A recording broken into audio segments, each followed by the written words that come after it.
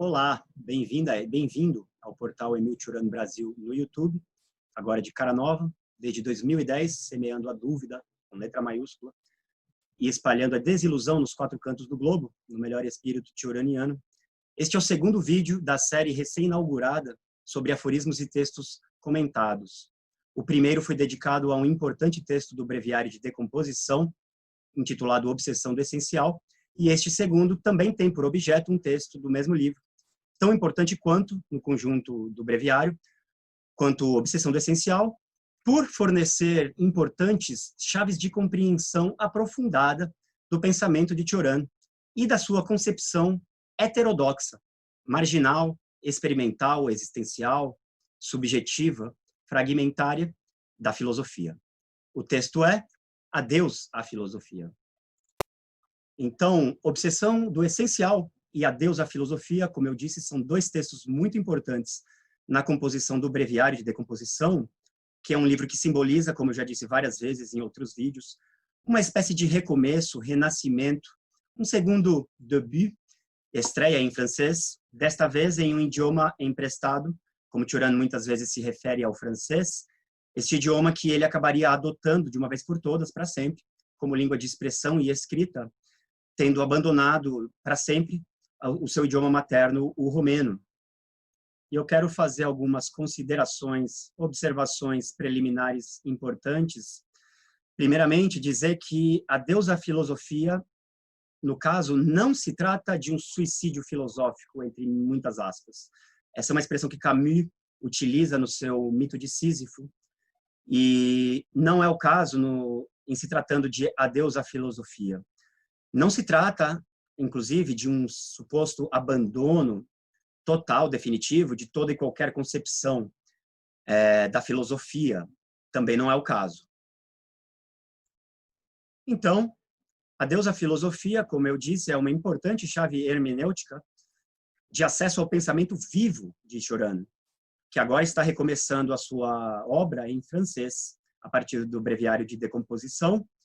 E o Adeus à Filosofia, repito, não equivale em absoluto a um abandono definitivo de toda e qualquer forma de filosofia, de toda e qualquer preocupação filosófica. Trata-se do adeus, em última instância, a uma certa filosofia. No caso, a filosofia acadêmica, universitária, escolástica, universitária e, em última instância, a filosofia profissional como profissão e nada mais do que profissão. A filosofia que se torna uma profissão. E isso é uma questão muito atual, que os antigos não se colocavam. Então, é essa filosofia que se trata de dar adeus, a qual se trata de dar adeus, de Platão a Heidegger. Então, percorrendo todo um arco histórico-filosófico que engloba filósofos tão distantes no tempo e nas suas maneiras de filosofar, desde Platão a Heidegger. E, digo mais, uma vez que essa filosofia de Platão a Heidegger, oficial, clássica, a grande filosofia, né, ela é vista por seus próprios proponentes de Platão a Heidegger, a despeito de quaisquer divergências teóricas, metateóricas, epistemológicas entre suas diferentes filosofias, como sendo a única forma válida de filosofia e como que a totalidade da filosofia, do fazer filosófico, dos modos de fazer filosófico, toda outra expressão de logos filosófico sendo desqualificada a priori, invalidada de antemão.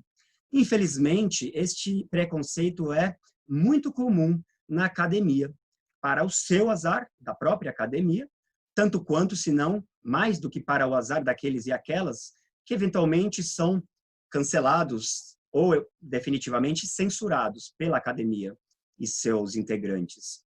No que a academia, né, diga-se, se assemelha bastante à igreja, no caso, por uma certa fiscalização de consciências, que, no caso da igreja, é uma fiscalização religiosa, teológica, no caso da academia, não, mas se trata, igualmente, pelo menos eu entendo assim, de uma fiscalização de consciências.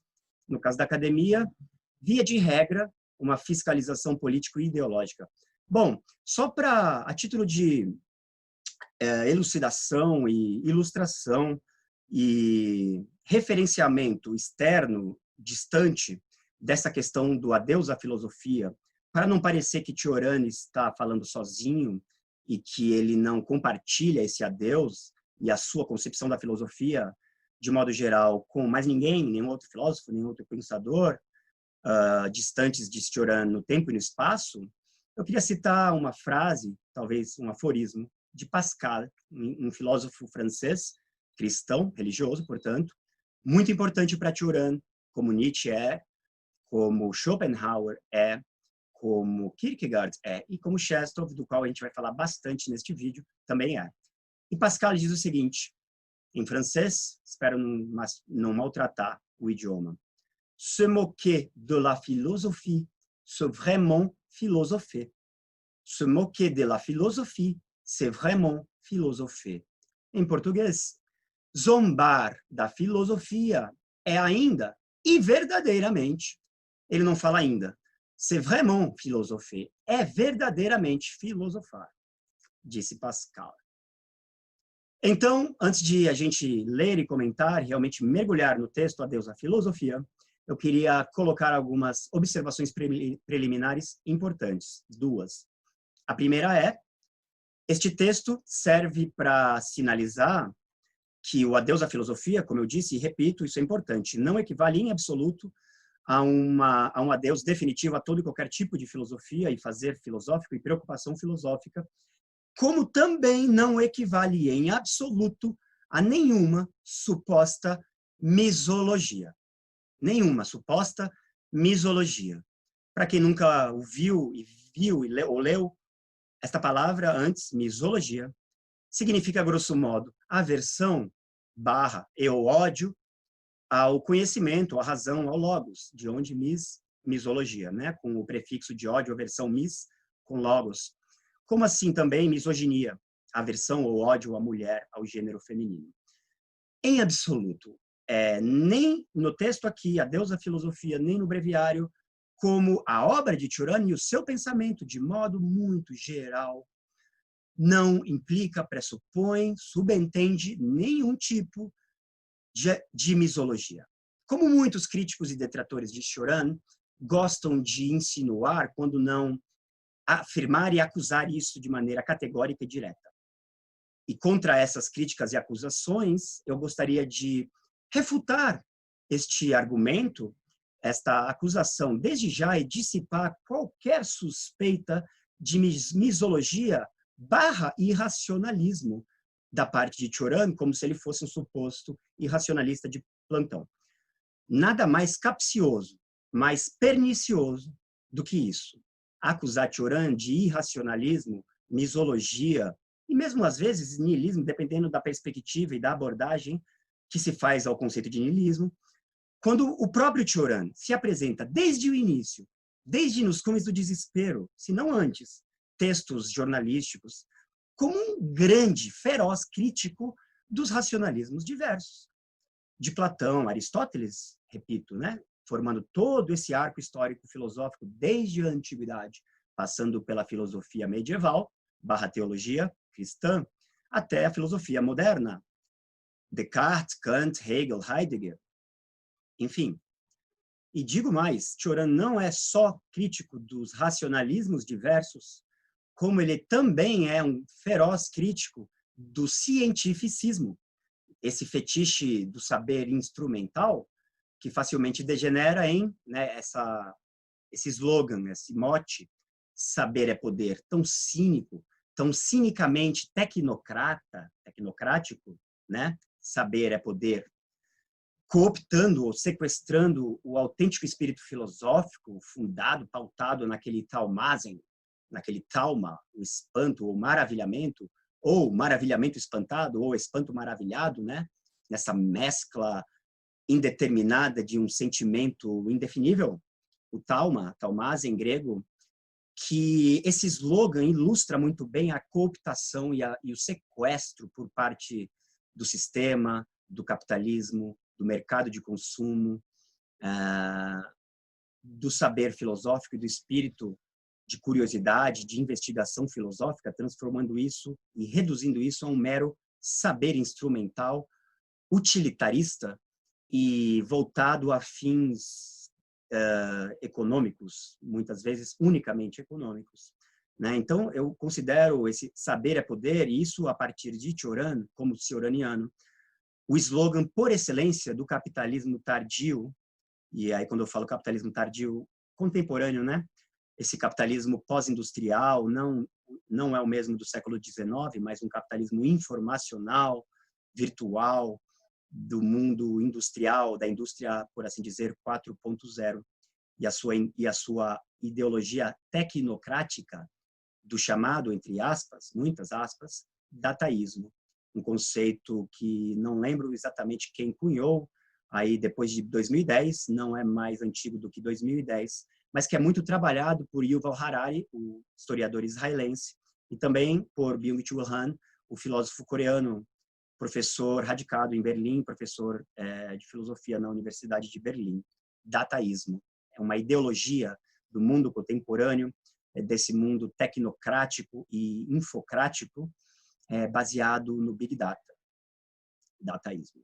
Provavelmente os profissionais da área do Big Data, e eu conheço muitos, e respeito o Big Data, podem existir aplicações diversas, né? E em si não é nem boa nem má, nem bom nem mal, o Big Data, provavelmente os profissionais e os adeptos e entusiastas do Big Data, como tecnologia e linguagem de programação, enfim, não gostam desse termo, consideram ele pejorativo, e eu entendo, eu reconheço que ele é, de fato, muito pejorativo, depreciativo, se não irônico.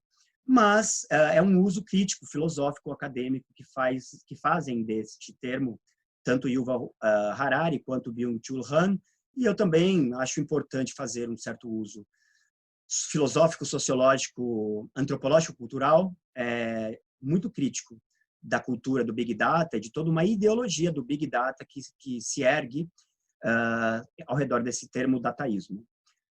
E eu queria fazer um desagravo, né, aproveitando aí o assunto dessas acusações de irracionalismo e misologia por parte de Cioran, que muitos acusadores e detratores fazem contra ele, e fazer um desagravo, um desabafo muito atual, muito a propósito do momento atual que pelo menos nós brasileiros e brasileiras estamos vivendo, né?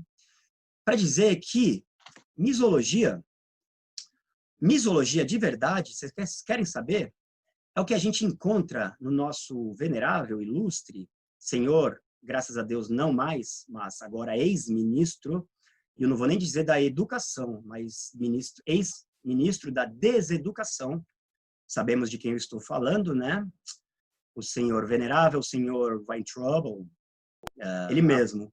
Então, isso é misologia, sabe? Isso é misologia. O que este senhor fez enquanto ele foi ministro da deseducação é misologia, né? Esse ódio, essa aversão que ele demonstra sem nenhum pudor, sem nenhuma vergonha, ele tem orgulho, aliás, disso. E esse orgulho é dos bolsonaristas, é dos bolsominions. E ele ilustra esse orgulho torpe, obscurantista e misólogo. Este sim é o perfeito misólogo, tá? O Weintraub, que odeia a filosofia e odeia as ciências humanas, né? E é um perfeito tecnocrata também, esse cara aí. Que bom que ele saiu, né, do ministério, e que bom que esse governo não vai bem. Não pelo Brasil, porque eu quero o melhor sempre para o Brasil, mas por esse governo, que não pode se reeleger de maneira nenhuma. Então, eu queria dizer isso, um desagravo, um desabafo, dizer que misologia, meus caros e minhas caras, é o que faz, pratica e fala, e vomita, né, o senhor Weintraub, que odeia a filosofia, as ciências humanas e é um perfeito tecnocrata, que acha que só importa as ciências naturais e positivas. Mas, bom, eu não vou perder meu tempo falando do que não merece ser falado, né, da pérola aos porcos. Enfim, eu já me irrito, já fico exaltado, então é melhor a gente falar de Cioran, que é um assunto bacana, agradável, né, falar de niilismo, de nada, de crise existencial e outras coisas interessantíssimas do ponto de vista de uma filosofia da existência. Mas vamos esquecer Bozo, Vai Trouble, Bolsominion, Olavetes, mas só uma coisa, assim, na verdade, não, eu tenho que falar isso, misologia é ficar repetindo Olavo tem razão, tá ok? Como se o debate acabasse assim e com isso você dissesse uma fórmula mágica, assim, a síntese de todo o saber universal, de toda a história, que se resume numa pílula milagrosa. Olavo tem razão, tá ok? Puta misologia do cacete, né, cara? Olavete é foda mesmo, meu. Sabia que tem dois tipos de cretino Olavete, né? Tem os que leram o Olavo e o outro é os que não leram o Olavo, mas enfim. Vamos embora para frente, segue o fio, vamos falar de Tioran. Esquecer coisa ruim. A segunda observação importante preliminar que eu queria fazer é que o adeus da filosofia não é de hoje. Não é uma decisão e um movimento de ruptura contemporâneo do breviário de decomposição exclusivamente em termos cronológicos. Sendo, portanto, né, não é inatual no contexto anterior, ou seja, os precedentes romenos de juventude de Cioran.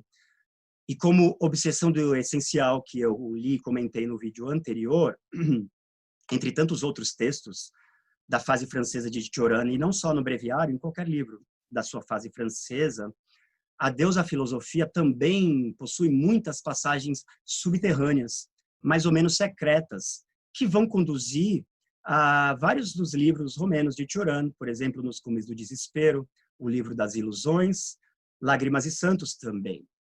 Assim, esse Goodbye ou Farewell to Philosophy, para falar em inglês, e eu tenho algumas das edições americanas de Cioran, traduzidas muito bem por Richard Howard, diga-se de passagem. Esse Goodbye já não se encontra, ele já se encontra anunciado. Não com esse título, nem nos mesmos termos exatos, em Nos Cumes do Desespero.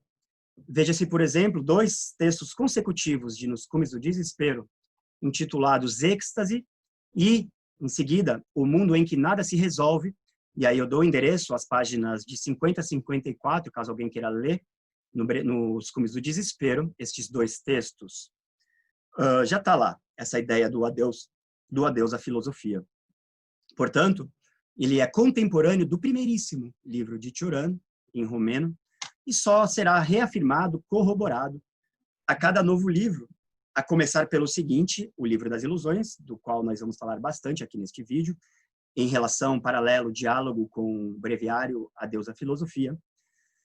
E eu gostaria de citar agora, também a título de contextualização, ilustração, enriquecimento contextual, e então não é da obra de Cioran, é da entrevista dele a Sylvie Jodot, que foi publicada em português, editada pela editora de Porto Alegre, a Sulina, e no qual Cioran faz uma espécie de anamnese, ou uma reminiscência dos seus anos de juventude, no qual ele fala da provação da insônia naquele momento da sua vida, a juventude, de como a insônia revirou a sua vida de ponta cabeça, fazendo ele reconsiderar a centralidade, a importância, e eu diria, para usar um neologismo, a essencialidade, entre aspas, da filosofia acadêmica na sua vida. Ele, que era estudante de filosofia universitário, foi para Bucareste, a capital da Romênia, estudar filosofia na Universidade Federal da capital, e, ao mesmo tempo, começou a sofrer de uma terrível, infernal crise de insônia, que revirou a vida dele de ponta cabeça e o fez reconsiderar a sua relação com a filosofia, no caso, notadamente a filosofia acadêmica, e reavaliar a importância dela, a centralidade dela na sua própria vida e no que concerne a sua concepção de projeto criativo, filosófico, mas não só filosófico, projeto criativo, filosófico, poético, né? Que também tem uma dimensão criativa, artística, poética, para além do discurso e da racionalidade filosófica.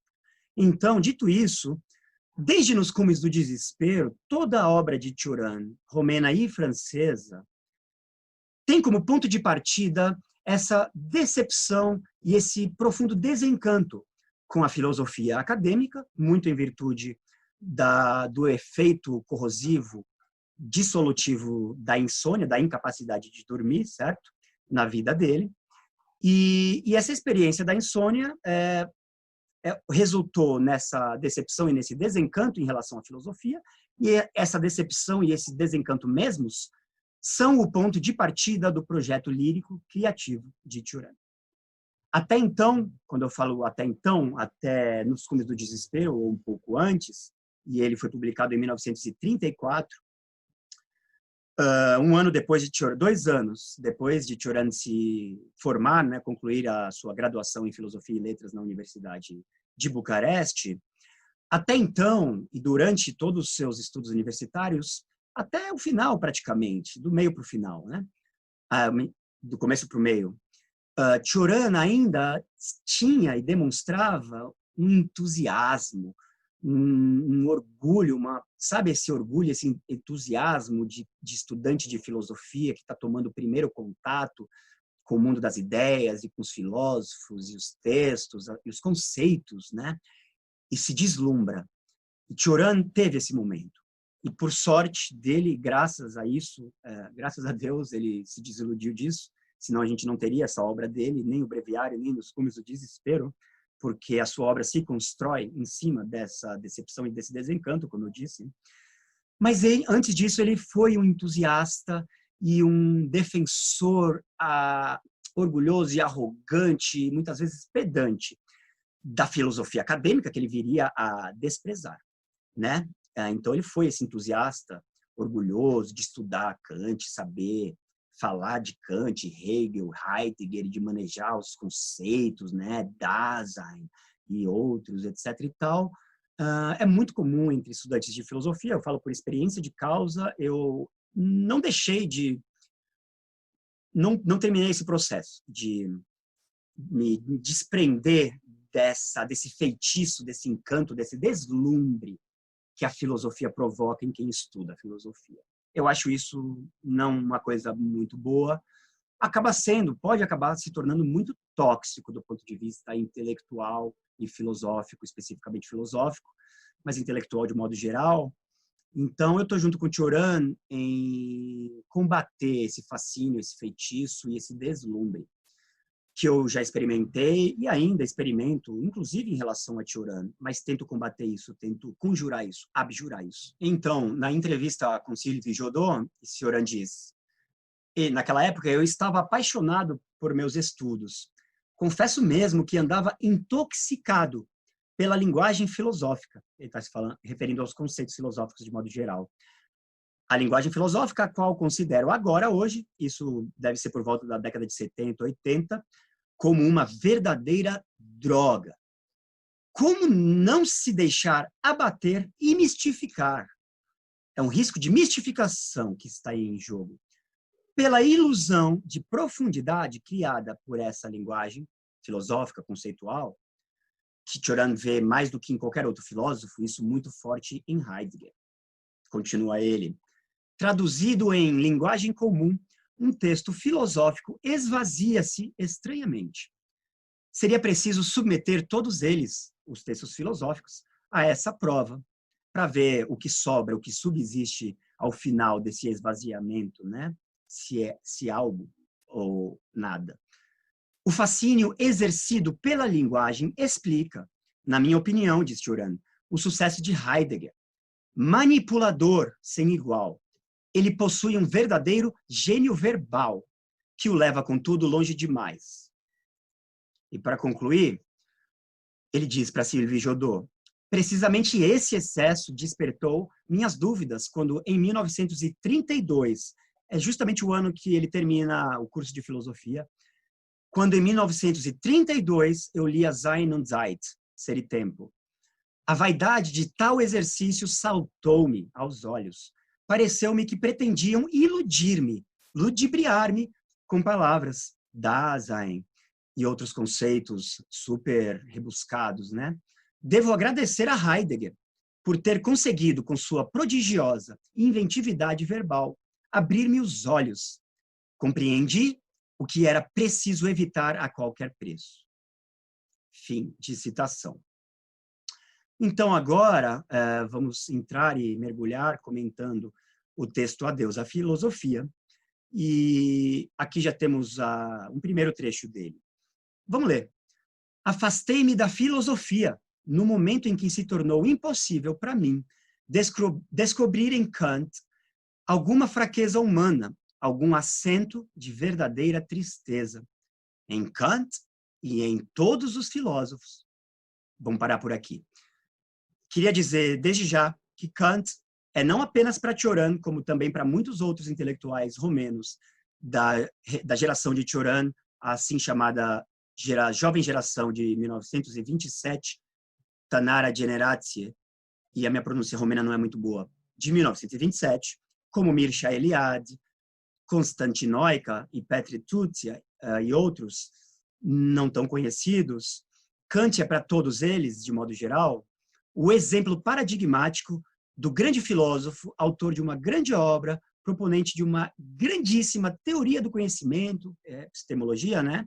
Mas carente de vida, de vivências, coisa que essa estirpe de pensadores e intelectuais, e eu estou falando da geração de intelectuais romenos, da geração de Cioran, como Mircea Eliade, Constantinoica, entre outros, valorizam muito a vida, a experiência vivida, a vivência, num sentido que remonta, alude a um conceito ismo, né? Que é o vitalismo, muito em voga na geração intelectual de Cioran, a filosofia chamada vitalista, seja ela de corte alemão ou de corte francês. E Kant seria um grande filósofo, grandíssimo, perfeito, impecável, indefectível, mas carente de vida, de vivências, nem num sentido trágico, nem num sentido cômico, menos ainda num sentido tragicômico. E isso, só para fazer um contraponto, diferentemente de um Montaigne ou de um Pascal, ambos filósofos franceses, não alemães, os dois muito importantes e apreciados por Cioran, tanto o autor dos ensaios como o autor dos pensamentos. E para Cioran, estes dois, diferentemente de Kant, demonstram nas suas obras, nos seus escritos, sejam os pensamentos de Pascal, sejam os ensaios de Montaigne, isso que ele sente falta em Kant. Esse acento de verdadeira tristeza, e pode ser em graus distintos, inclusive a menos, né? Não tão intensos. E de fraqueza humana, de defeito, imperfeição, somos mortais, somos homens e mulheres de carne e osso, mortais.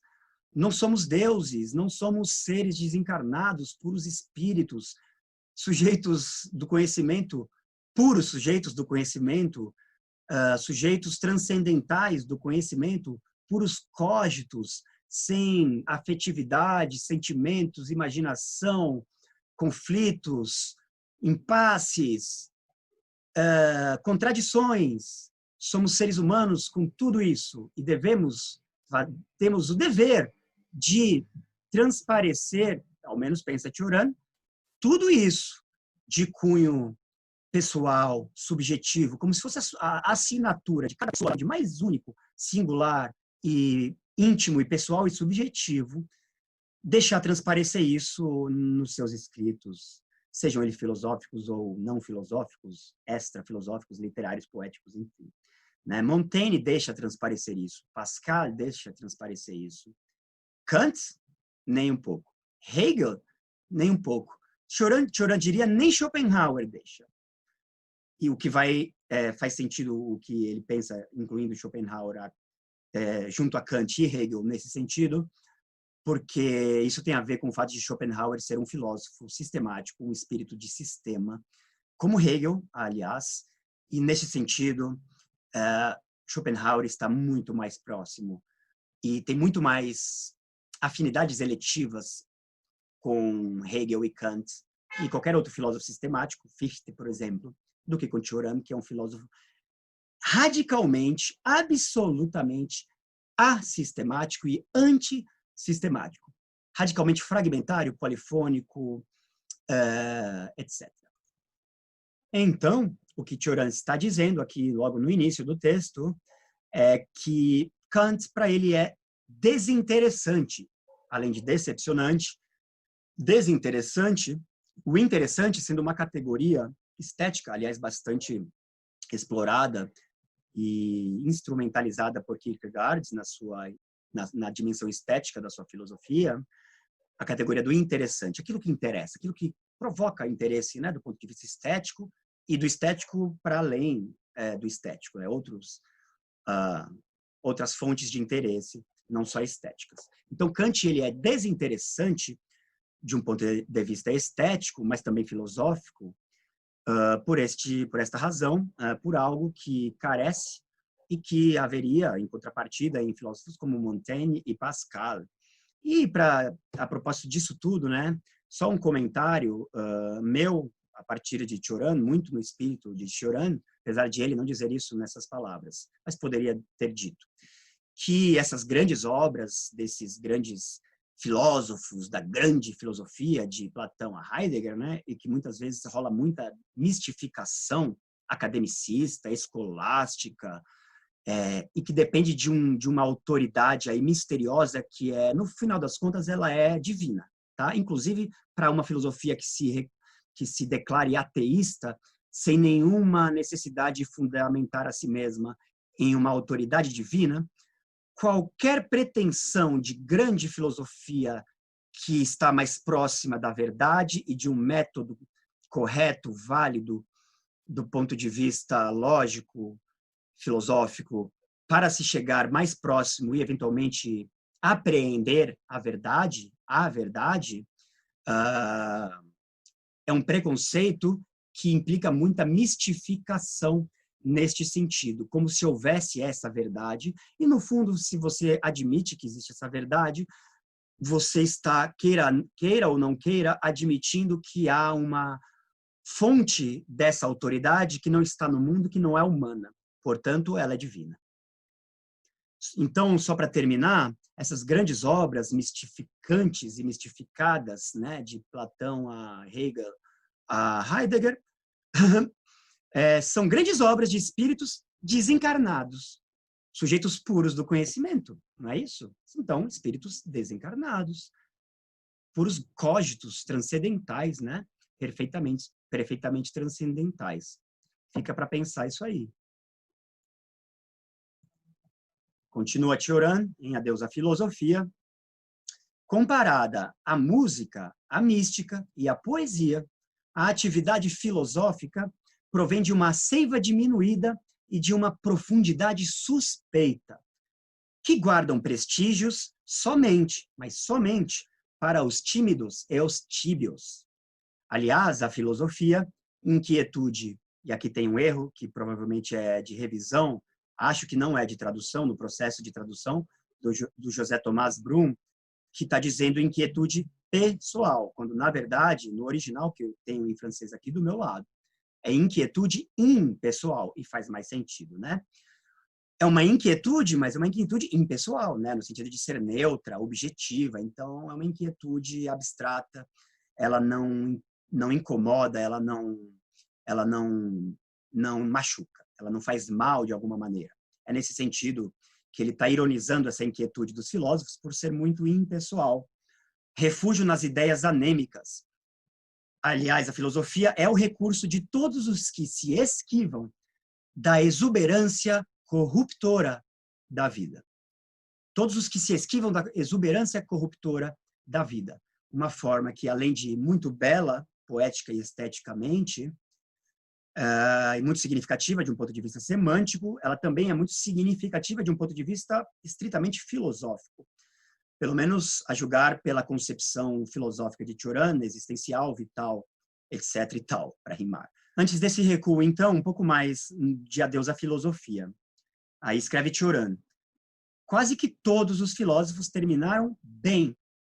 Itálico, bem. Grande ironia, na verdade, mais do que isso, um sarcasmo. É o argumento supremo contra a filosofia. Não a favor dela, contra. Esse happy ending dos filósofos, da maioria deles, pelo menos, que terminaram bem, né, de maneira bem irônica, não é um argumento favorável, não, à filosofia. É um argumento contra ela. Depõe contra ela. O fim do próprio Sócrates, evocado Sócrates aqui, o fim do próprio Sócrates não tem nada de trágico foi simplesmente um mal-entendido, está dizendo Cioran, o fim de um pedagogo, ou seja, de um educador. E o filósofo, é claro que Sócrates foi um grande filósofo, o primeiro grande filósofo, apesar de não ter escrito nada, né? O filósofo da oralidade, como tantos outros filósofos da oralidade que não escreveram nada, filósofos ágrafos, como Diógenes, do barril, né, o cínico, como Pirro, o cético também. Grande filósofo, Tirano está questionando o estatuto filosófico de Sócrates, da vida filosófica de Sócrates, né, de Sócrates como filósofo.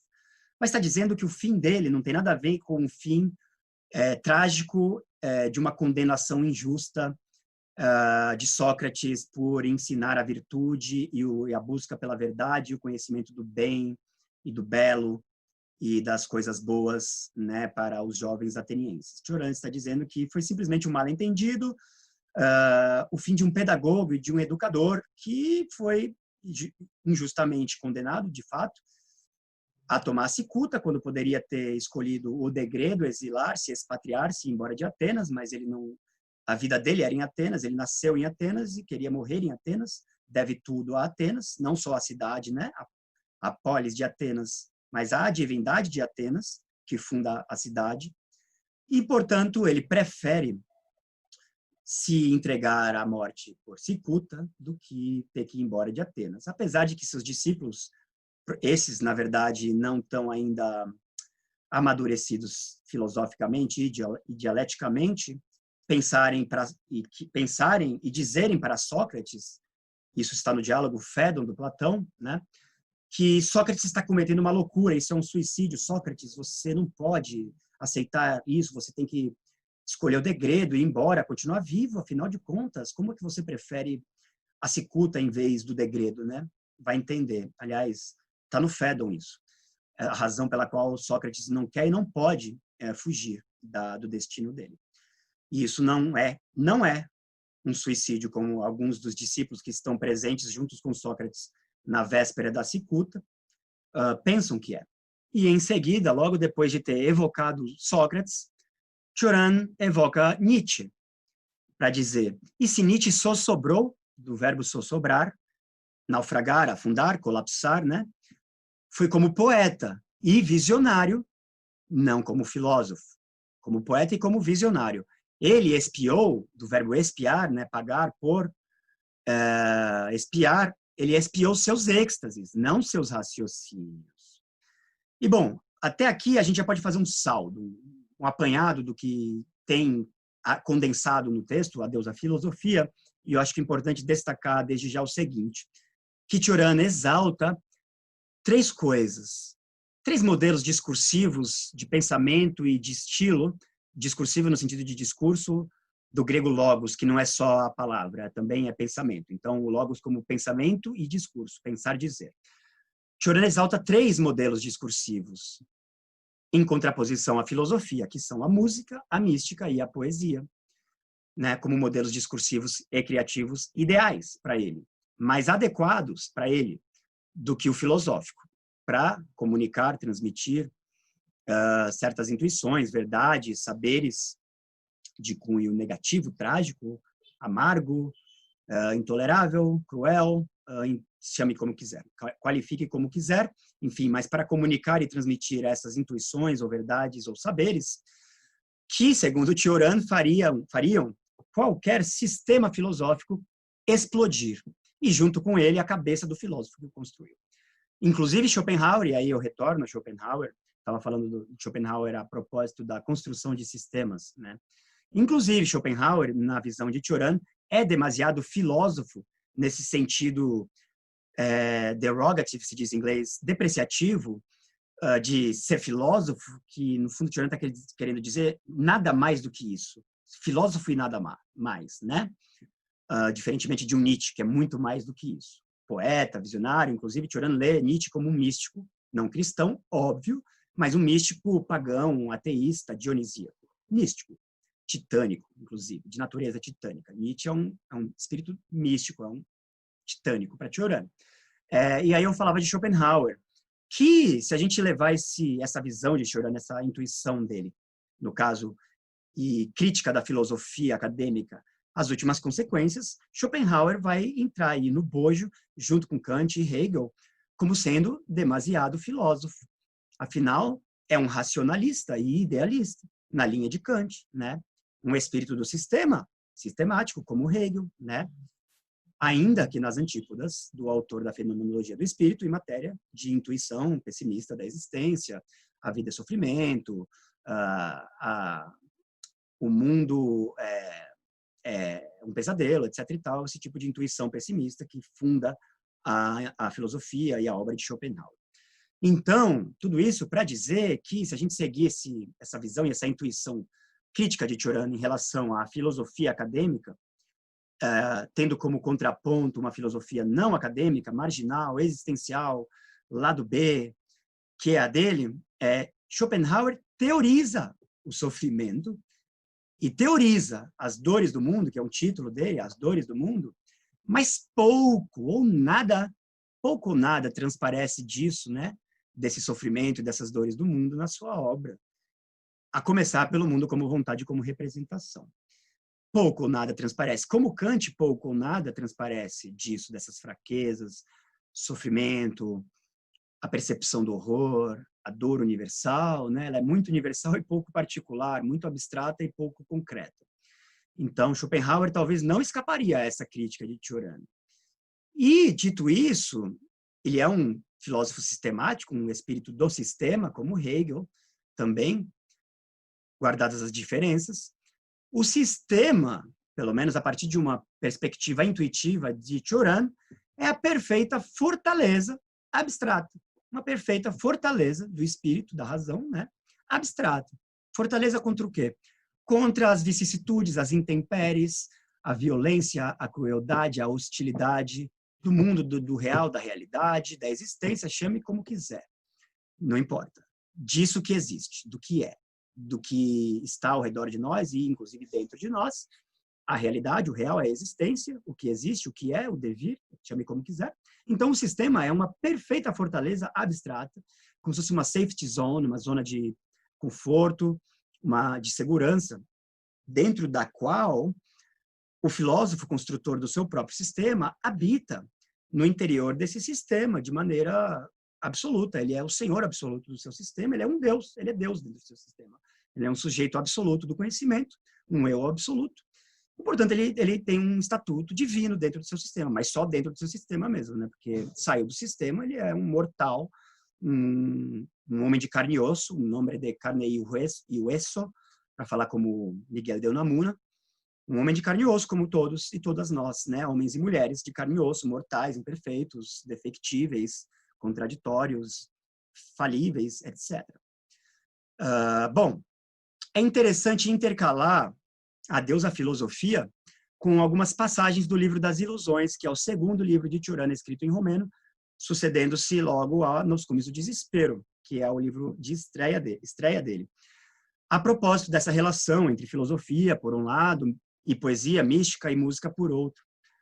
Porque, de fato, a Deus, a filosofia, não é atual, contemporâneo só do breviário, mas é a continuação e a atualização, doravante em francês, de um movimento ou itinerário em busca do que seria, nas palavras de Cioran, o essencial, e daí o título do texto comentado no vídeo anterior, Obsessão do Essencial, né? Esse itinerário de Cioran em busca e em direção a esse essencial, independentemente de como ele concebe e significa esse essencial.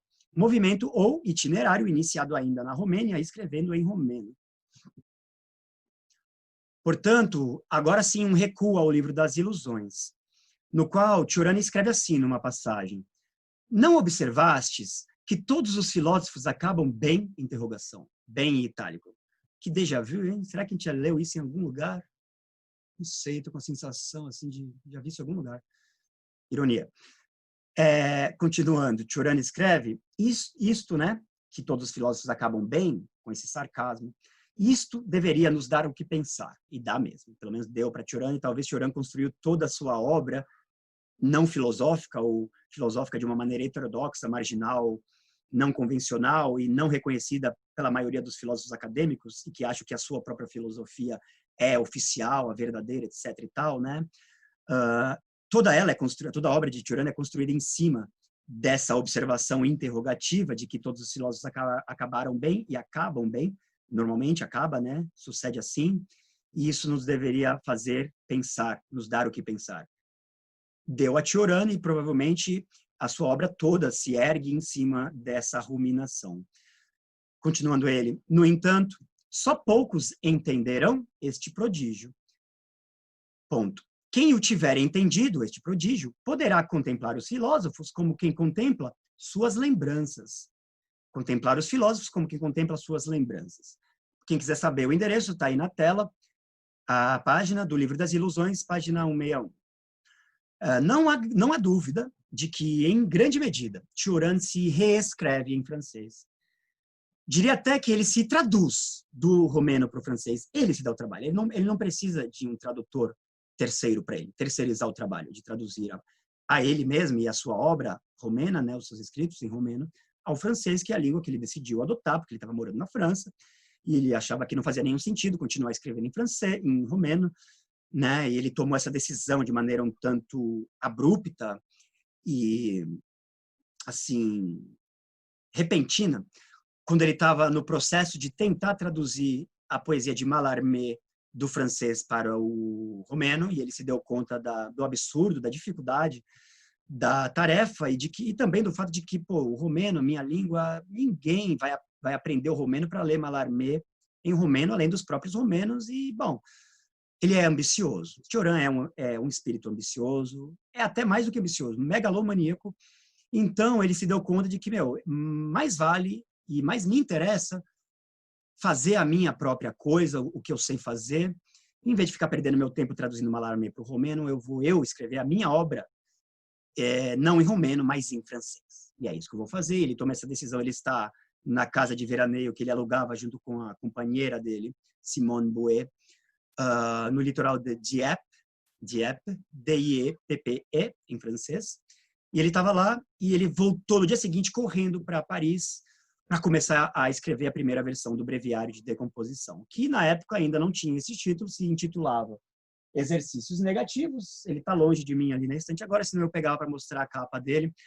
Essa versão inicial, né, esboço, draft, que acabou virando o Breviário de Decomposição, Principe de Decomposition, acabou sendo publicada pela mesma editora que publicou o Breviário e todos os livros franceses de Cioran, a Gallimard, póstumamente, com o título que tinha antes de virar Breviário de Decomposição, e era Exercícios Negativos, Exercice Négatif, em francês, e foi publicado, né, na forma de um estudo filológico e de crítica genética da gênese do Breviário de Decomposição, que, aliás, é um estudo muito interessante, muito válido, muito bem-vindo para os estudiosos de Cioran, da filosofia e também das letras. Bom, a gente vai ler um bocadinho, né, algumas passagens do Livro das Ilusões, antes de retornar ao Breviário com Adeus à Filosofia. O título que está exposto é do Breviário, Adeus à Filosofia, mas o que eu estou citando não é do Breviário, é do Livro das Ilusões.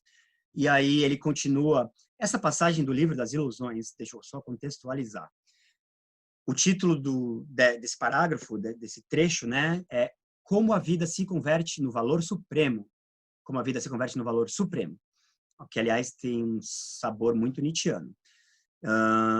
Cioran está escrevendo isso no Livro das Ilusões, a título de prescrição para ele mesmo, prescrever-se de maneira terapêutica uma série de exercícios, e exercício em grego é askesis, daí ascetismo, e não é necessariamente para a gente entender ascetismo num sentido cristão, da santidade, sentido teológico, que é o ascetismo, né, que o Nietzsche vai descer a lenha, criticar e tal.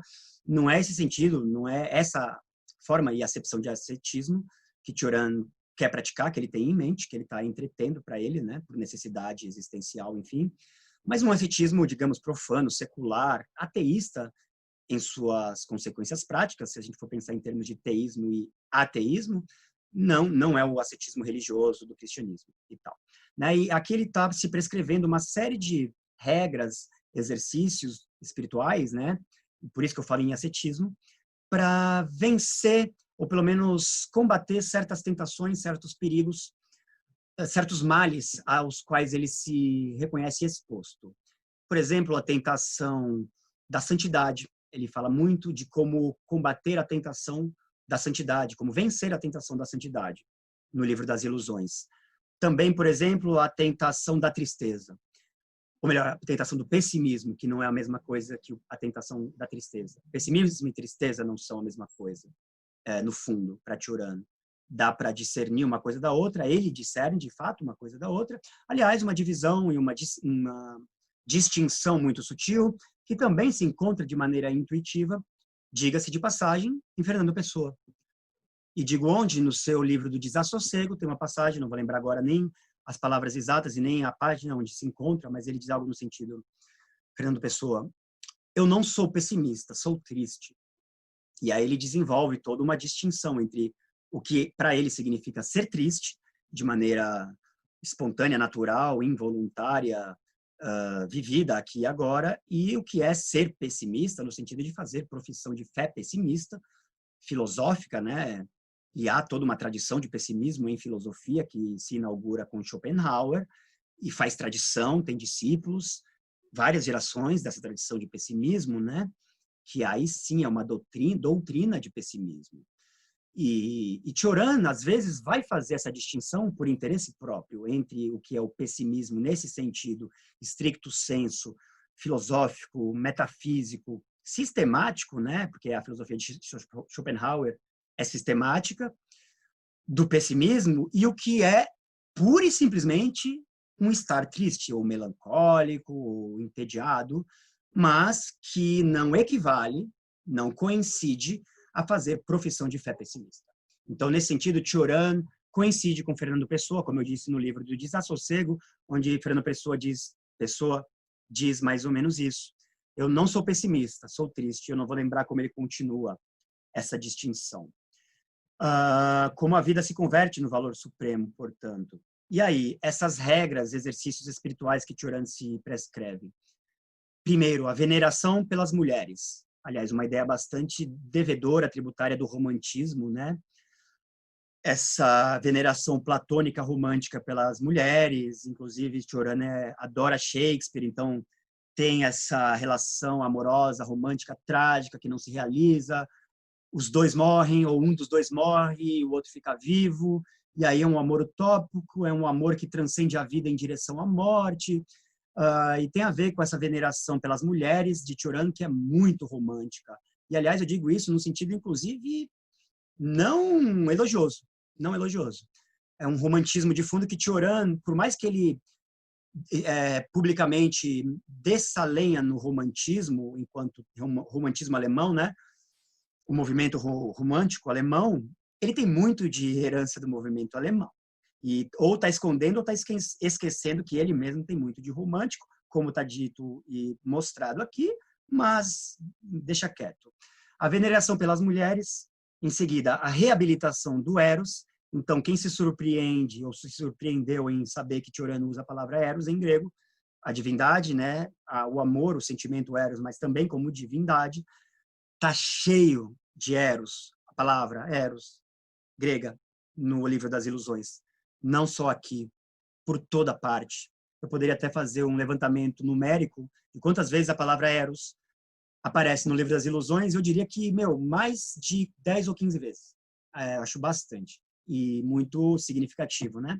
Muito sintomático de um fundo erótico em todo o pessimismo, niilismo de Cioran, que muitas vezes dificulta o reconhecimento da paixão, do amor, daquilo que atrai num sentido de filia e de vínculo erótico pela filia, né? E Eros e filia estão juntos, um alimenta o outro. E atrai Cioran em busca, sempre em busca. Como Eros, em busca, porque ele não é nem puramente humano e nem puramente divino, ele é um semideus, né? Ele faz a transição entre o mundo humano e o mundo divino. Isso é Eros, na visão platônica. Então, ele tanto participa da insuficiência, da carência, da imperfeição, da mortalidade do humano, como participa da perfeição, da sabedoria, da beatitude, da felicidade, de tudo de positivo e perfeito, a imortalidade do divino. Eros transita entre esses dois mundos, né? E então Cioran está falando muito de Eros para quem só via niilismo, pessimismo, negatividade, etc. e tal. Em Cioran tá aí, ó, a dica. Muito Eros. Aliás, Cioran fala, inclusive, não só de Eros, mas de uma erótica, no sentido de uma teoria, assim como existe uma estética, também pode haver uma erótica. E Cioran, no livro das Ilusões, fala de uma erótica. Ele esboça uma erótica, uma teoria da erótica, do amor, né? Da paixão, do patos erótico. Enfim, mais muitas digressões, eu faço muita digressão, acabo saindo do fio condutor, e isso faz o vídeo ficar mais longo, eu vou tentar voltar para o fio condutor e fazer menos digressões. Continua aí essas prescrições ascéticas de Cioran para si mesmo, né? Para vencer e combater a tentação do pessimismo, do suicídio, inclusive, o que é muito curioso e paradoxal, da santidade, uma tentação da santidade. Mais prescrições. Saúde natural, não artificial, transfigurada pela delicadeza. E essa delicadeza que está em questão aí, ela nos remete, muito provavelmente, à mística, ao êxtase místico, onde Cioran vê muita delicadeza. Aliás, não só Cioran vê muita delicadeza na mística, né, e na experiência mística, o êxtase místico. Inclusive, tem uma coletânea acadêmica de artigos acadêmicos de filosofia da religião e da mística, ou seja, filosofia dedicada a estudar a experiência religiosa e mística de maneira filosófica, brasileira, essa coletânea de artigos acadêmicos intitulada Na Teia da Delicadeza, o que confirma que essa delicadeza que Cioran está colocando em pauta, ela alude ao místico enquanto adjetivo neutro, né? Não uma pessoa mística, ou místico, ou homem místico. A mística, experiência mística, extática. Mas o fervor da dança em todos os atos da vida. Portanto, um pensamento dançarino. Também aí um sabor, um aroma nietzschiano, o pensamento dançarino. Graça em vez de pesar. Sorriso em vez de pensamento. Eu queria dizer, a propósito dessa graça que Cioran está tematizando e colocando em pauta, se prescrevendo, que também não é uma graça no sentido teológico, religioso, cristão, que, aliás, vem de Agostinho e passa para Pascal, apesar de Cioran gostar muito de Pascal, ter lido muito Pascal, e ser pascaliano em muitos aspectos, mas não até o final. Não é a mesma graça agostiniana, teológica, pascaliana de que se trata. A graça divina, né, teológica, graça gratuita, com perdão do pleonasmo, porque ela é gratuita mesmo, no sentido de Deus estar acima das exigências e preocupações e pretensões da razão humana de exigir de Deus prestação de contas de quem merece e quem não merece receber essa graça e viver feliz e quem não viver feliz, né? E Deus parece que muitas vezes entrega essa graça, essa dádiva, né, da graça para quem não merece, e para quem merece, Deus parece que joga uma praga como Jó, por exemplo. Então, não é a graça, necessariamente a graça teológica na linha agostiniana. Não, Cioran não tem nada, ou muito pouco de agostiniano. Eu digo muito pouco para não dizer nada, porque dá para tirar algo, né, pela via de Pascal. Mas é que Cioran, se a gente for situar Cioran no contexto histórico-filosófico de Agostinho, há um debate, uma polêmica e uma querela de Agostinho, entre Agostinho e os maniqueus, que são gnósticos, e nessa querela, nesse debate, nessa polêmica, Cioran não vai tomar o partido de Agostinho. Em relação ao problema do mal, como explicar, ou pelo menos como aludir, né, se não for possível explicar o problema do mal, a causa do mal, porque é um mistério, um de malum, é um mistério, a não ser que se coloque direto no Criador, Deus, a causa do mal, aí deixa de ser um mistério, mas ao mesmo tempo vira uma explicação que não satisfaz, porque afinal de contas a gente está pensando então, por conclusão, que Deus é malvado, ou pelo menos indiferente, perfeitamente indiferente ao sofrimento da sua criação e da sua criatura, né? Então, nesse debate, nessa polêmica, nessa querela, Cioran não toma partido por Agostinho e o cristianismo.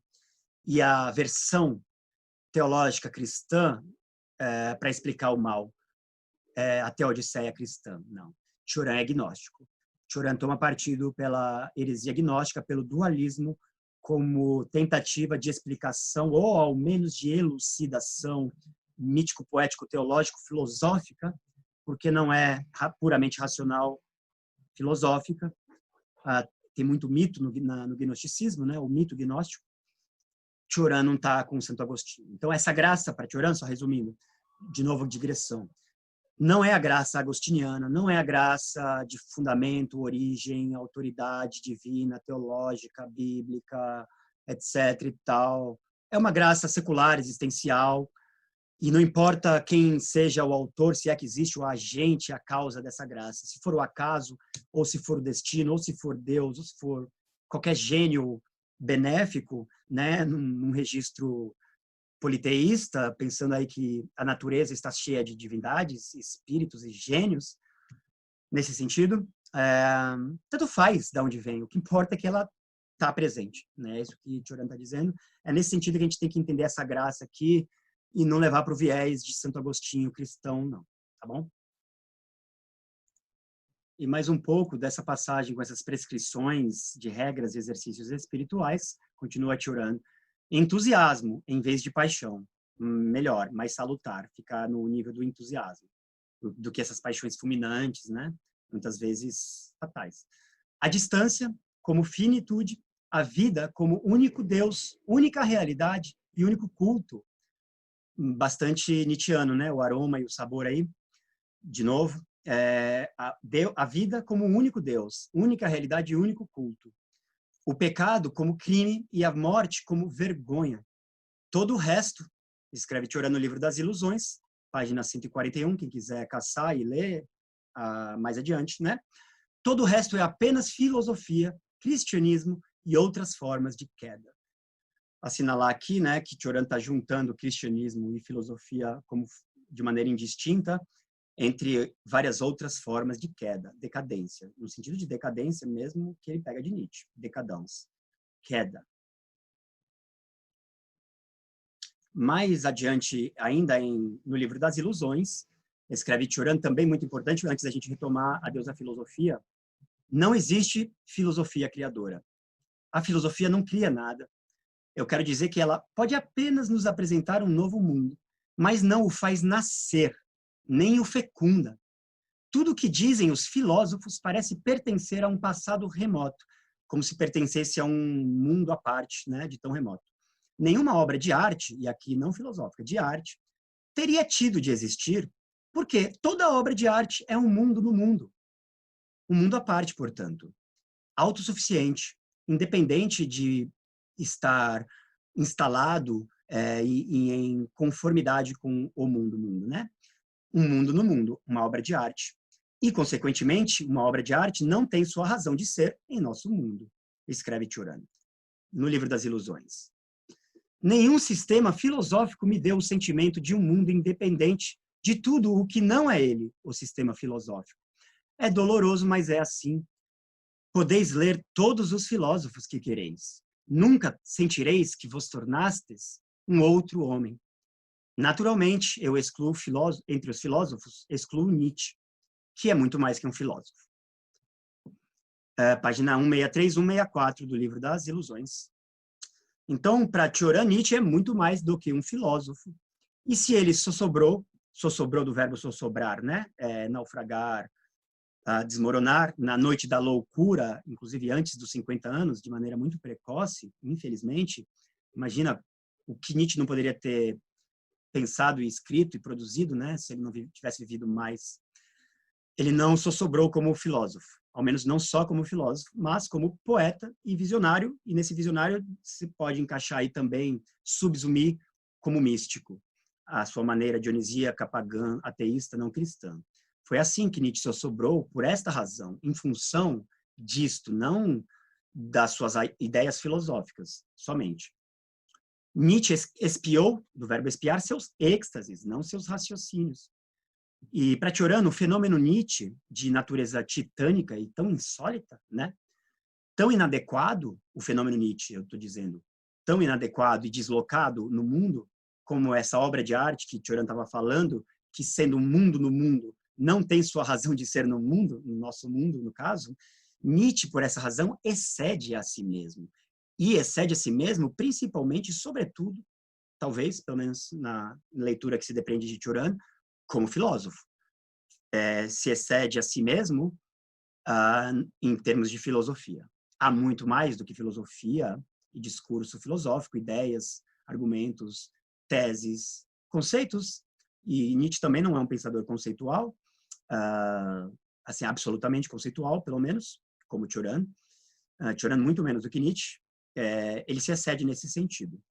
E aí, antes de a gente retornar ao texto que é o nosso objeto de análise e leitura, eu queria citar uma importante passagem, não do Livro das Ilusões, mas de Lágrimas e Santos, e também não da versão reduzida, que parte da tradução francesa, né, que Turan mesmo reduziu, porque ele acompanhou o processo de tradução que foi feito por uma amiga dele, romena, também expatriada em Paris, Sanda Stolojan, e que tomou a iniciativa de traduzir Lágrimas e Santos para o francês, e, aliás, foi o primeiro livro romeno de Turan vertido para o francês, e Turan acompanhou de perto, por azar da tradutora, diga-se, né, porque penou, Turan não deu sossego para ela, e por conta disso, Turan reduziu o tamanho do livro original, né, o texto Lágrimas e Santos em romeno, a 1/3 do volume total. Um terço, mais ou menos, do volume total é o tamanho de Lágrimas e Santos francês,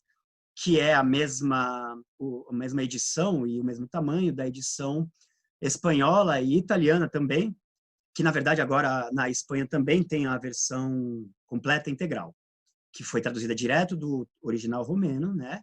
Integral, não reduzido por Turan, e, portanto, desrespeitando, e tudo bem, mas desrespeitando, de certa forma, essa vontade, esse desígnio de Turan de cortar tantas partes, e muitas que nos deixam intrigados, por quê, né?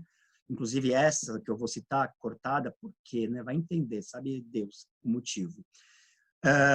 Agora, atualmente, existe a versão integral em espanhol e, na verdade, também a primeira versão integral de Lágrimas e Santos, depois da versão reduzida em francês, não é esta versão espanhola, que é muito recente, 2018, 2017, se eu não me engano, é a versão americana, de língua inglesa, traduzida também por uma romena, no caso, naturalizada americana, filósofa, biógrafa de Turan. Ela se chama Ilinka Zarifopol Johnston. Johnston por conta do casamento dela com um filósofo, acho que é um filósofo americano de sobrenome Johnston, então juntou Zarifopol, que é o sobrenome romeno dela, com Johnston, com hífen. E essa biógrafa romena, expatriada, naturalizada americana, ela traduziu ao inglês, né, a versão integral do texto de Lágrimas e Santos integral. Ela faz uma ou outra supressão, e são as mesmas supressões que Turan também faz na versão francesa. Eu não sei se ela seguiu assim essas supressões, tirando elas, usando o exemplo da edição francesa, até para, né, respeitar Turan um pouco, falar assim, tá bom, então essa aqui eu vou concordar e também eu vou tirar, ou se é uma coincidência ser as mesmas que também foram suprimidas pelo próprio Turan da edição francesa de Lágrimas e Santos. Então, passando do Livro das Ilusões para Lágrimas e Santos, agora, o título continua Adeus à Filosofia, que corresponde ao breviário, mas a citação aqui é de Lágrimas e Santos, é a edição espanhola integral da Hermida Editores. Diz Turan assim, ó: a meditação musical deveria ser o protótipo do pensamento em geral. Por acaso algum filósofo seguiu um motivo até o fundo? Até tocar o seu limite e esgotá-lo, tal como faz um Bach ou um Beethoven? O pensamento exaustivo só existe na música. Escreve Turan em Lágrimas e Santos. E também em Lágrimas e Santos, poucas páginas depois de ler os pensadores mais profundos, nós sentimos a necessidade de recomeçar do zero. Só a música nos dá respostas definitivas. Só a música. Aonde conduziram tantas reflexões sobre Deus? Interrogação. Aonde conduziram tantas reflexões sobre Deus? Diz Turan, ele mesmo responde, a repetir as mesmas evidências, argumentos e absurdidades. Continuando, não sabemos o que pensaram os mais solitários sobre ele, sobre Deus. Mas tudo o que sabemos, desculpa o erro de digitação, tudo o que sabemos não vale um acorde de órgão, e esse acorde de órgão não é qualquer órgão, qualquer acorde de órgão é de Bach, o compositor. Se tem alguém que deve tudo a Deus, aliás, se tem alguém que deve tudo a Bach, e é muito fácil inverter sem querer, né?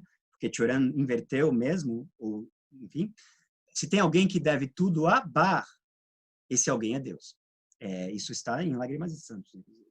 E também nos Silogismos da Amargura, que tem todo um capítulo sobre a música. Então, Turan diz que o modelo musical deveria ser o modelo do pensamento em geral. E aí, nessa passagem de Lágrimas de Santos, entra uma coisa muito importante para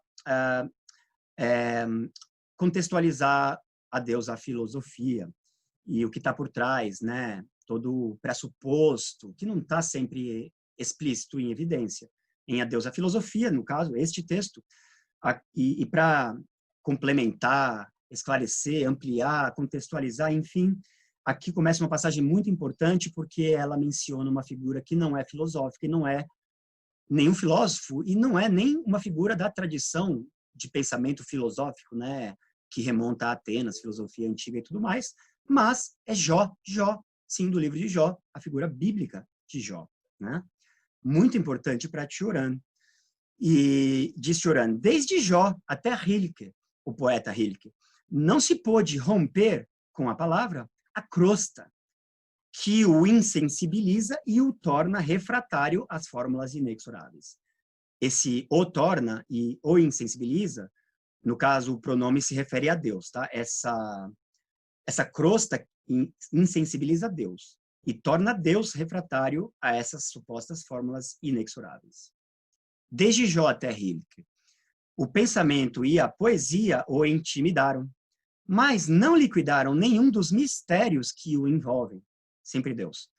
E conseguimos, assim, enterrá-lo com todos os seus mistérios.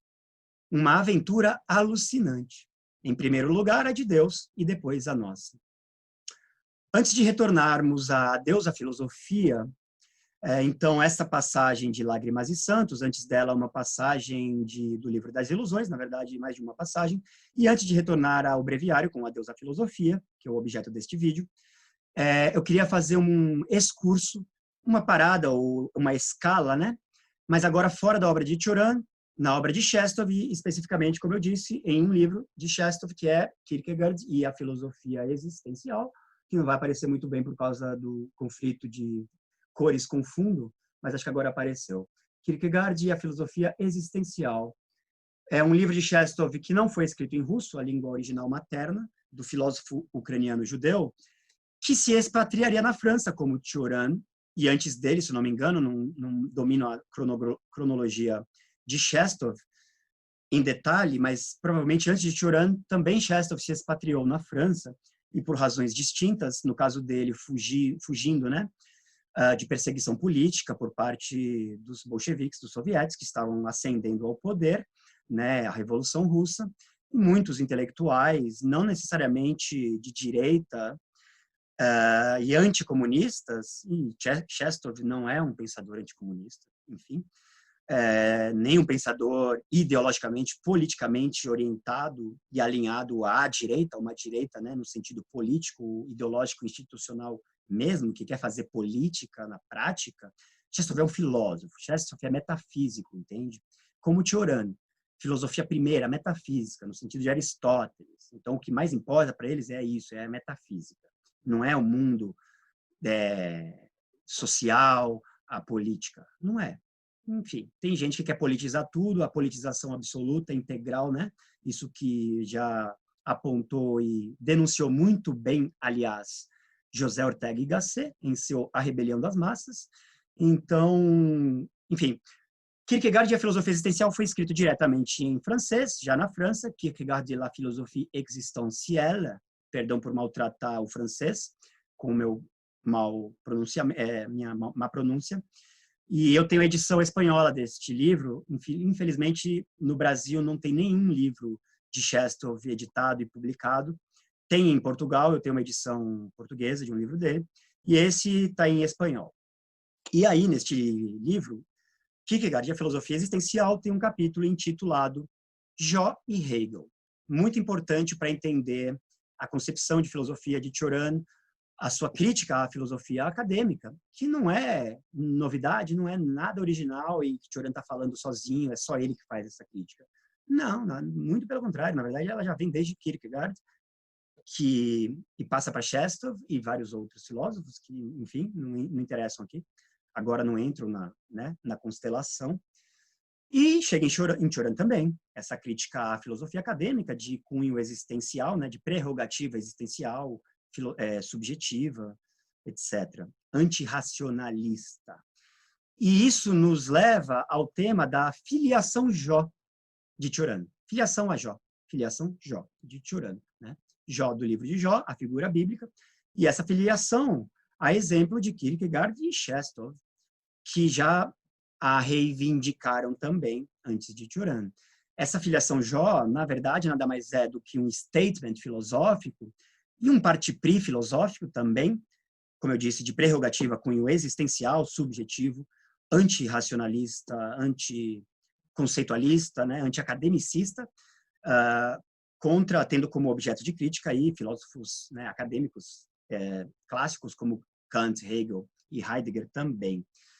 Essa filiação Jó é muito importante entender e colocar em pauta a propósito de Cioran, porque ela evoca a sua relação não convencional e não pacífica, muitas vezes cheia de conflitos e discordâncias, divergências, a sua filiação com Chestov e, através de Chestov, com Kierkegaard. Então, aqui, no livro das Ilusões e também em Lágrimas e Santos, e também no Breviário em Adeus à Filosofia, não chegamos lá ainda, Cioran evoca a figura de Jó, a bíblica, o sofredor por excelência, o acometido de todos os flagelos, todas as maldições que Deus lança sobre ele, como se fosse uma aposta de Deus com Lúcifer, Vai saber por que razão, de novo, não dá para sondar as razões de Deus. Enfim. Então, Jó é acometido de todas essas maldições e Deus faz isso para testar a paciência de Jó, daí vem a ideia da paciência de Jó, e a paciência como sendo o fermento da fé, certo? Uma paciência infinita acaba levando a uma fé infinita, culminando numa fé infinita, a exemplo de Abraão, conforme lido por Kierkegaard. Abraão tem uma paciência infinita e também uma fé infinita.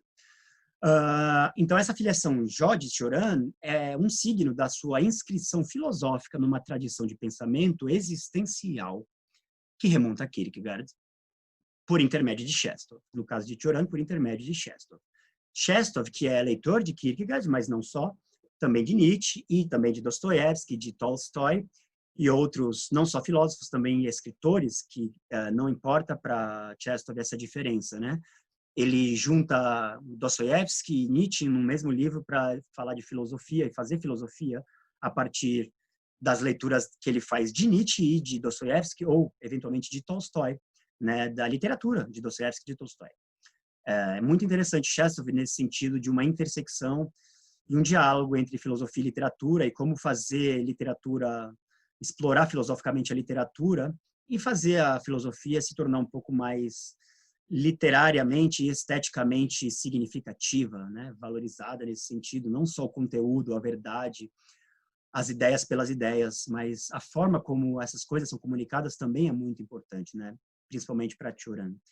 Bom, então, originalmente no âmbito da história da filosofia moderna, não como um todo, da filosofia moderna, reivindicar a paternidade de Jó e não de Sócrates, porque é uma exclusiva, é uma mútua exclusão, ou Sócrates ou normalmente ou Sócrates ou Jó que se escolhe. Reivindicar a paternidade não de Sócrates, mas de Jó é um statement filosófico e um parti-pris de cunho existencial, como eu tinha dito, em favor da vida e da existência subjetiva, do existencial e do vital, em detrimento da razão pura, do espírito dialético e pretensamente absoluto, algumas vezes. Vide Fichte, o eu absoluto. Enfim, do racionalismo moderno, em suma. Hegel em primeiro lugar e também Kant, mais do que Fichte. Na verdade, Cioran nunca falou de Fichte, nunca citou Fichte nem para elogiar e nem para criticar, mas Fichte também é um filósofo idealista, racionalista, peculiar, pelo que eu li, estudei, muito pouco, né, difícil, bastante peculiar e interessantíssimo, na verdade, eu acho. Bastante interessante, assim, mais até do que Hegel. Enfim. Então, o capítulo de Kierkegaard e a Filosofia Existencial, que é um capítulo do livro... Joy Hegel é um capítulo do livro de A Filosofia de Kierkegaard, de Chestov, certo? Já estou me confundindo com as palavras, é meio cansaço mental. Ele diz o seguinte, Chestov, né? Eu vou citar Chestov.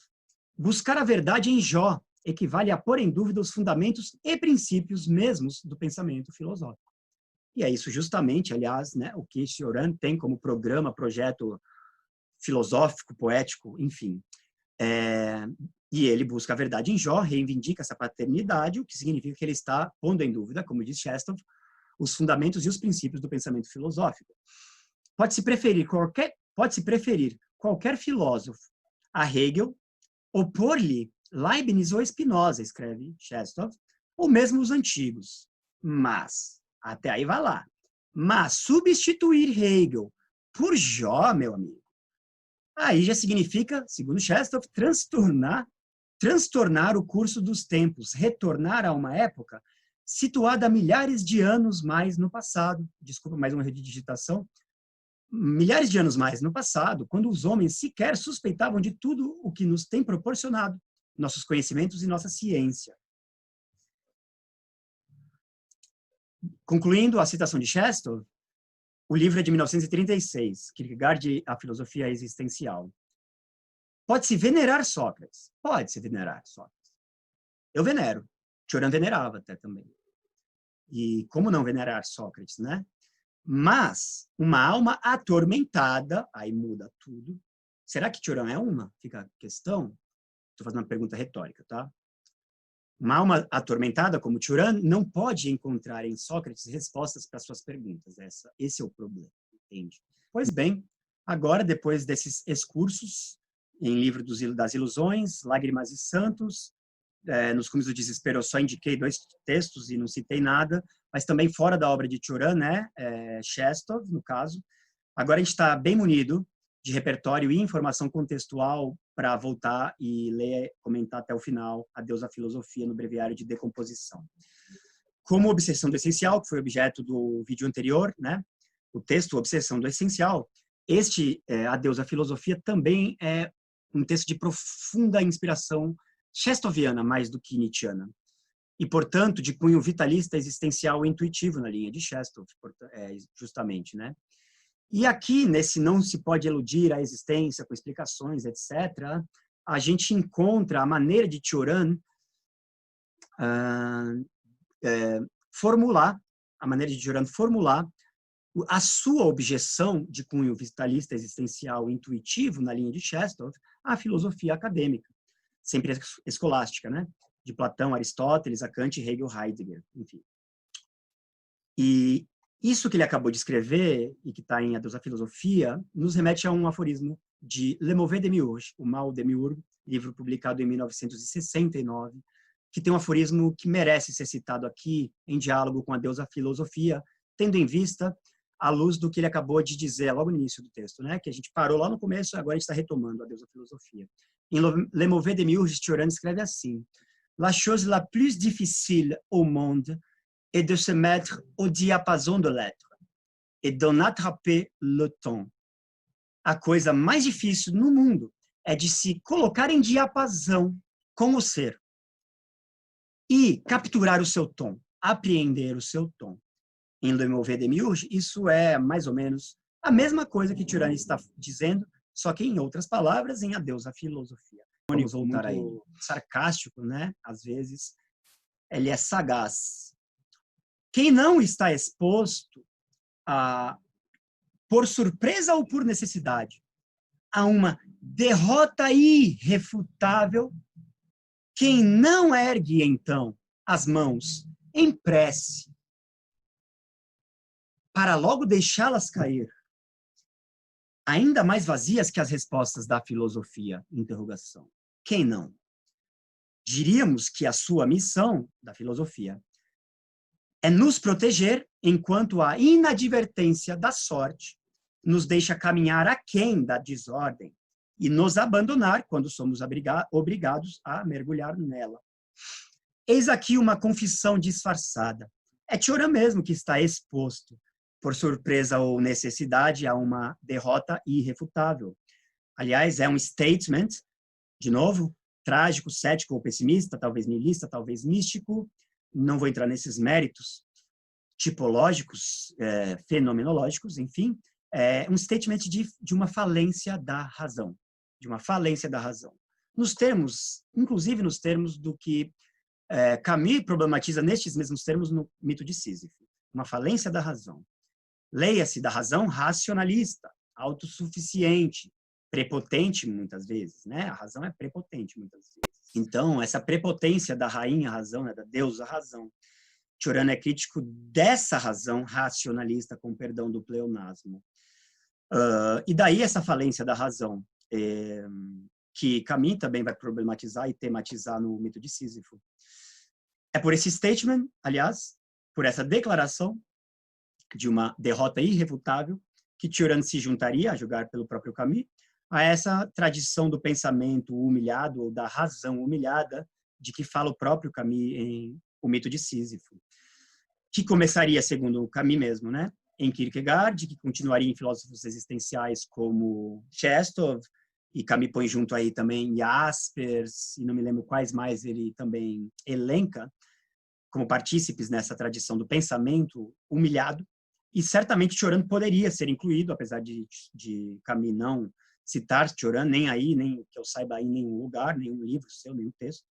Eram desafetos, né? Eles eram publicados e editados pela mesma editora, aliás, talvez a maior editora francesa, que é a Gallimard, que tem inclusive a Pléiade, que é como se fosse um panteão dos grandes clássicos atemporais, não só franceses, mas do mundo, universais. A Pléiade é da Gallimard, e os dois eram editados por essa editora e são desafetos um do outro. Eu gosto muito de Cioran e de Camus, e não compro a briga nem de um lado nem de outro, e não me interessa, né, essa polêmica, enfim, que também muita gente gosta de capitalizar em cima, né, e ficar criando motivo para falar de Sartre, Cioran de Sartre, Cioran de Camus, enfim. Então, é uma falência da razão, neste sentido. O que não significa, uma vez mais, irracionalismo, o que sempre denota, na verdade, da parte de quem acusa de irracionalismo, em contrapartida, um racionalismo tácito, queira ou não queira, admita-o ou não admita-o. Essa é uma crítica que vem de racionalistas. E racionalistas costumam acusar e criticar outros que não são racionalistas de irracionalistas. É isso, basicamente é isso. Enfim, tanto obsessão do essencial, né, como eu dizia, e agora adeus à filosofia, sugerem então essa forte afinidade de Cioran com Chestov, e aqui mais com Chestov do que com Cioran, de onde toda uma filiação em cadeia, Cioran, Chestov, Kierkegaard, Jó, em matéria de pensamento, filosofia, modelo discursivo, mais do que uma afinidade do autor romeno, né, com Nietzsche.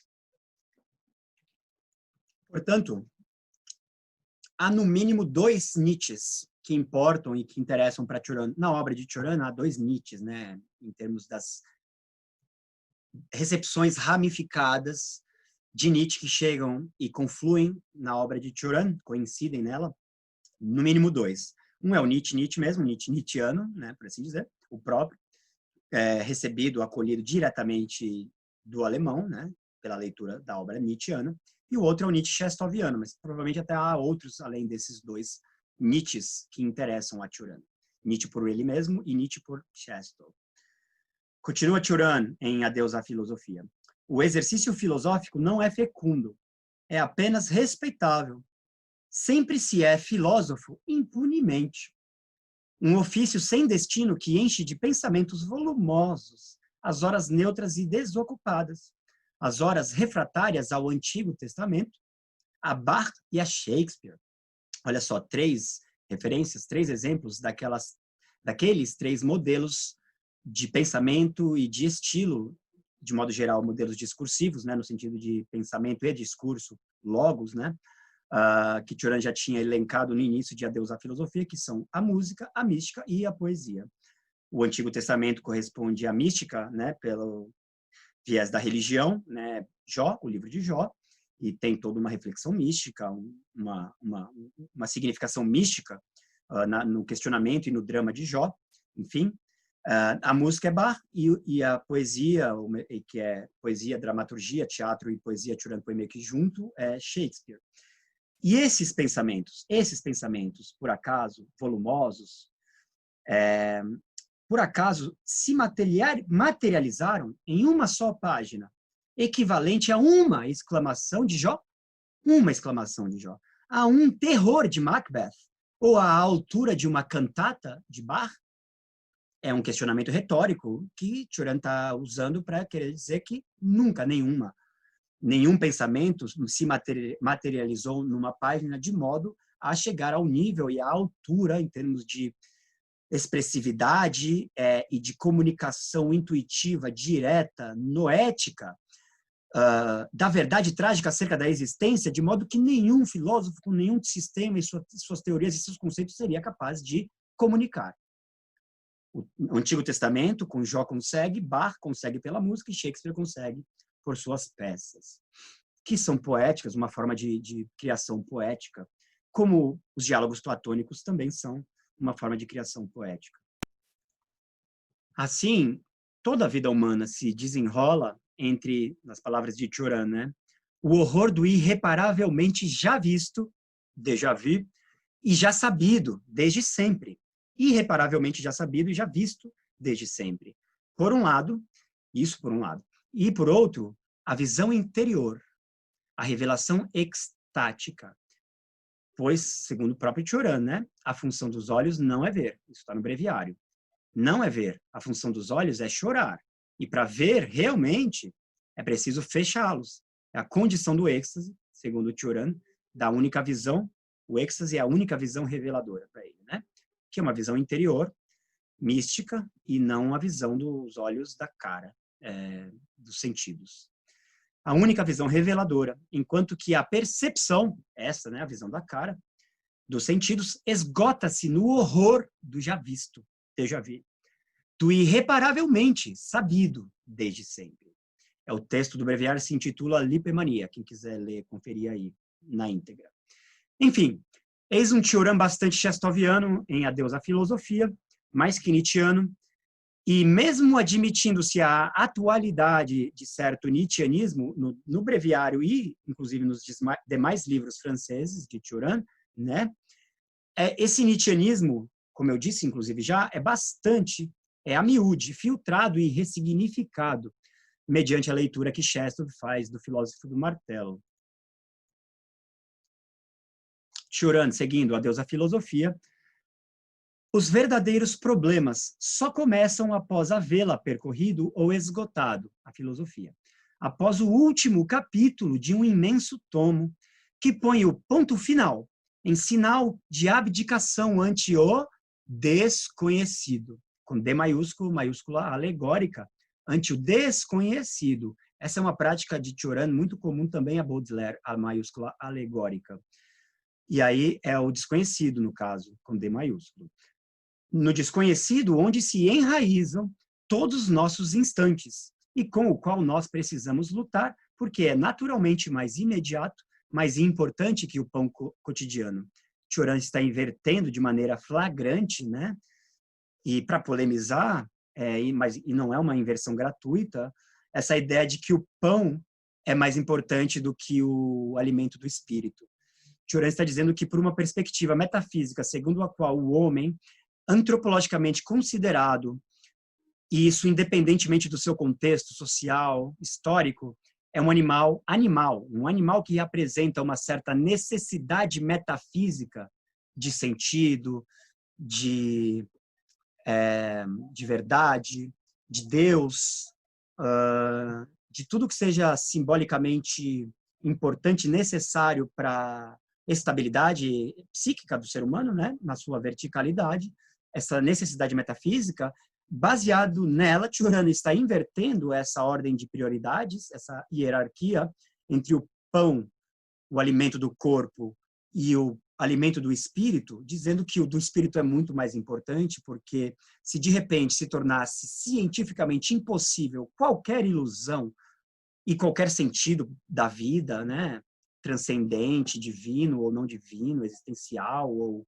teológico, enfim, as pessoas se matariam no ato. Elas podem tentar sobreviver ainda morrendo de fome, desde que elas possuam esse alento espiritual, né, a ilusão de um sentido. Mas a partir do momento em que se torna uma evidência, né, uma hipótese absurda, mas vamos supor que a hipótese de uma evidência científica da impossibilidade de todo sentido e uma ciência positiva que eliminasse todo sentido da vida, despovoaria a Terra no mesmo dia. Isso o próprio Cioran diz no breviário, Variações sobre a Morte.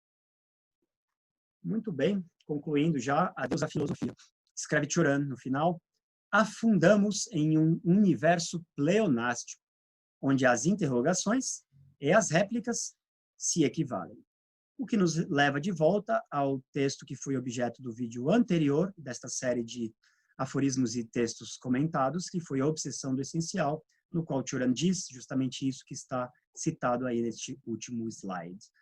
Todo problema, quando se toca a seu fundo, leva à bancarrota, à falência, e deixa o intelecto a descoberto, desprotegido. Não há perguntas nem respostas em um espaço sem horizonte. Um abraço, até a próxima.